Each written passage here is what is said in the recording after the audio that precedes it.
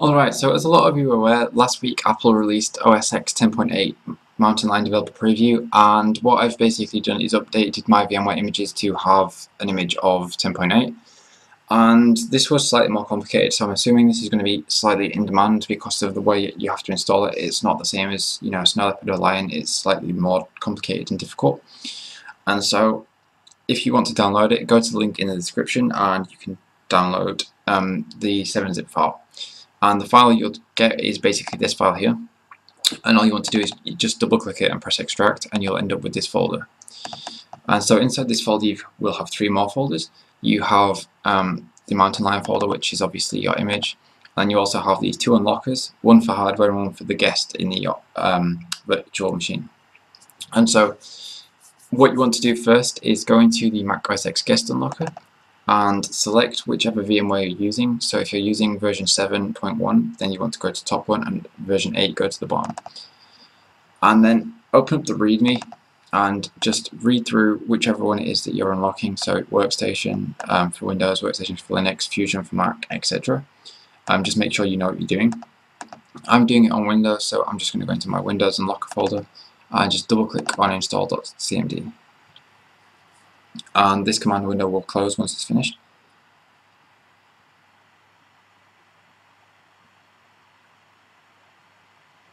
And there we go. So what that enables is basically to run Mac in VMware that isn't a server version.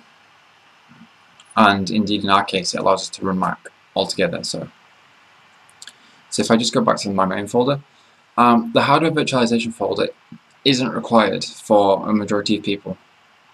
So basically you need to be able to do this, you need to have hardware virtualization enabled in your BIOS. And if you don't have that, and if you don't have the option to do that, then you need to run the hardware virtualization bypasser. Now I'm not going to go into too much detail on it now because it can take a good 5 minutes and I don't really want to make this video last a long time. So if you go to the link in the description, there is a link that will show you how to do it and show you, what you need to do and stuff like that. So if you do need to use the hardware virtualization bypasser, you can do it there.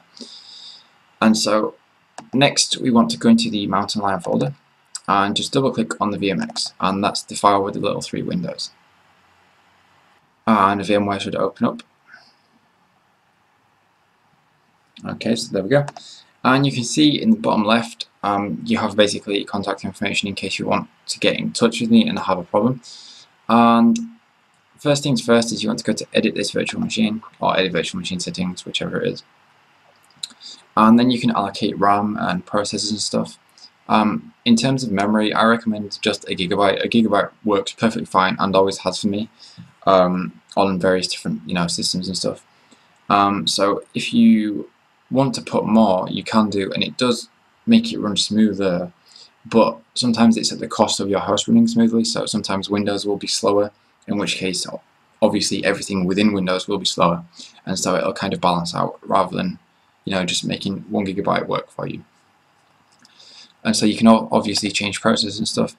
Don't change the hard disk because obviously that's where it's installed. Anything else you are free to change however you want, except network. Network is pretty much, the NAT is what's going to work for most people, so you might as well leave that as it is. And one thing to mention quickly is that this image as it is now doesn't have sound and resolution fixes. And the reason for that is if I put them in, they will configure themselves to my laptop, and then everybody else would have to deal with them based around my laptop, so they won't be fully functional for everybody. So what I'm going to do is drop a link in the description to obviously a video which will show you how to install patches for sound and resolution, and then you guys can do them for yourself so that they work on your laptop or your desktop. And so I'm sorry that that's a bit more extra work, but it wouldn't really work if I did it myself. So just click OK then, and click power on this virtual machine. Now this could take a while for some people, however I've put a bunch of stuff in and changed a bunch of things to make it boot up in about 30 seconds, and having said that, now it'll probably boot in like 5 minutes, but mine usually takes around 30 seconds, and hopefully everybody else's should too, so it shouldn't take too long. But first of all, we'll just wait for it.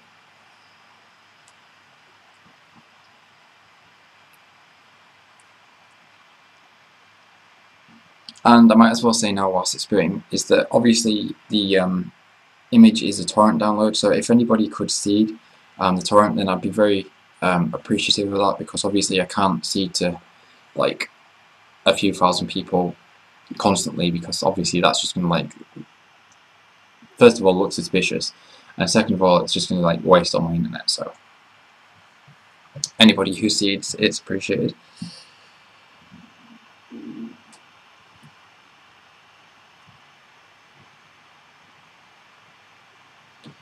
Okay, so it looks as though it's about to boot up.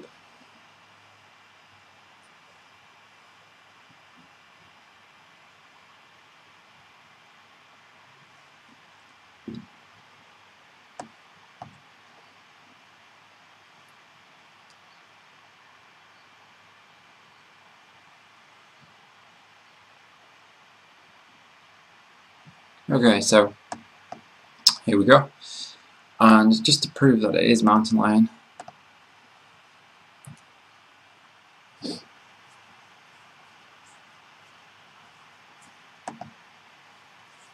can see there OS X version 10.8, and you can see that it's got the memory that I allocated, processor that was allocated, and you know, everything like that.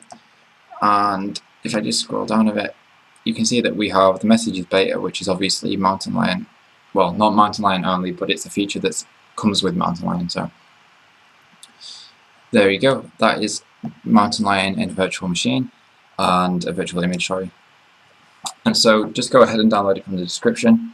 If you have any problems with this, just leave a comment or email me or tweet me or whatever it is, and we'll get back to you as soon as possible. If you leave them in the comments, though, there are people who watch my videos who do know what they're talking about and will be able to help you as well. So that's obviously the preferred place to post. And apart from that, if you could like my video, and if you want to see more stuff like this in future, subscribe to my channel. This video is one of about 5 based around OS X 10.8 and various different things you can do to install it and, you know, fix things and stuff. So if you're interested in that, then you should probably subscribe and, you know, keep track of everything. And apart from that, there's not really anything else to say, except thanks for watching, and I hope this video was helpful to you, and remember to watch for more stuff in the future. So thanks for watching, and I'll see you next time. Bye.